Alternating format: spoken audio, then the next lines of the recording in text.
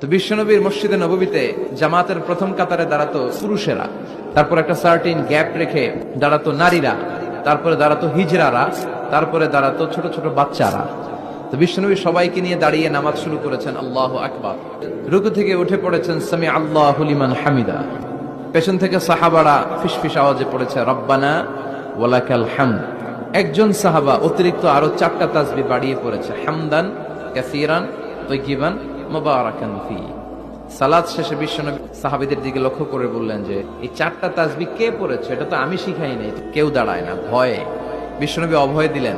একজন দাঁড়িয়ে বলল, ইয়া রাসূলুল্লাহ, আমি আল্লাহর তাসবিহ কম কম পড়লে আমার পোষায় না, আমার পড়তে মনে চায় বেশি বেশি, এজন্য আমি নিজ থেকে 4টা তাসবিহ বানিয়ে পড়েছি। বিশ্বনবী বললেন, ভয় পেও না, তোমার এই 4টা তাসবিহর যে সওয়াব হয়েছে, এই সওয়াবটা 30 জনেরও বেশি ফেরেশতা কে কার আগে আল্লাহর আরশে পৌঁছে দিবে এ নিয়ে আকাশে প্রতিযোগিতা করছিল।